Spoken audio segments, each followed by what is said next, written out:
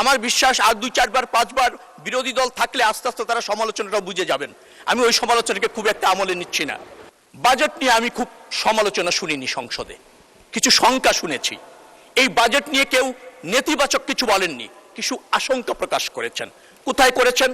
সেটি হচ্ছে রাজস্ব আয়ে ঘাটতি হতে পারে। রাজস্ব আয়ের ঘাটতি হবে না, কারণ এ চালানের মাধ্যমে রাজস্ব সংগ্রহ করা হবে, কর অব্যাহতি হ্রাস করা হবে, রাজস্ব ফাঁকির ক্ষেত্রে চিহ্নিতকরণ করা হবে এবং ভাট কাঠামোতে নতুন বিন্যাস করা হবে। অতএব রাজস্ব ঘাটতি আমি দেখছি না।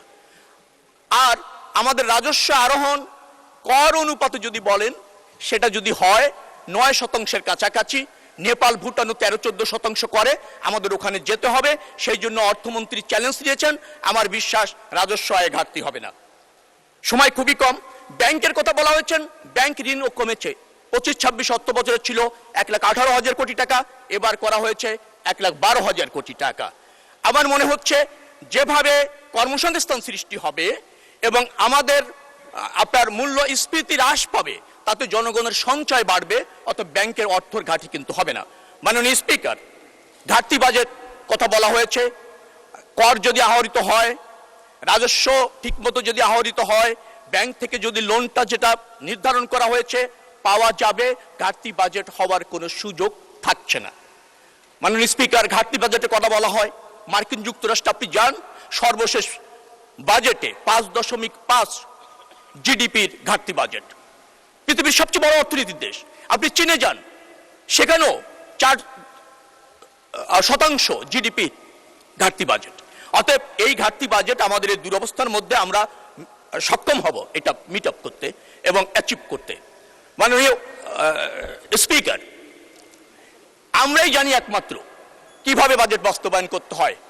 কারণ আপনি যদি 1974-75 বাজেট যান, বাকশালী সরকারের সময় ছিল মাত্র 1056 কোটি টাকা।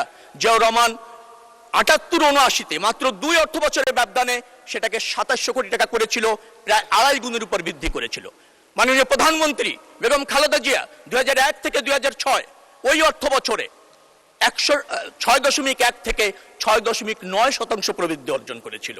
অর্থাৎ 6.9% প্রবৃদ্ধি বিএনপি করতে জানে। এবার আমাদের প্রবৃদ্ধির লক্ষ্যমাত্রা মাত্র 6.5%, অথবা আমরা এটা করতে জানি। যারা শঙ্কা প্রকাশ করছেন তাদের জন্য বলতে চাই, মাননীয় স্পিকার, প্রথম বিরোধী দল হয়েছেন, আমার বিশ্বাস অনেক জায়গায় সমালোচনা করতে ভুল করেছেন। সরকারি দল এখনো হন নাই। আমার বিশ্বাস আর 2-4 বার 5 বার বিরোধী দল থাকলে আস্তে আস্তে তারা সমালোচনাটা বুঝে যাবেন।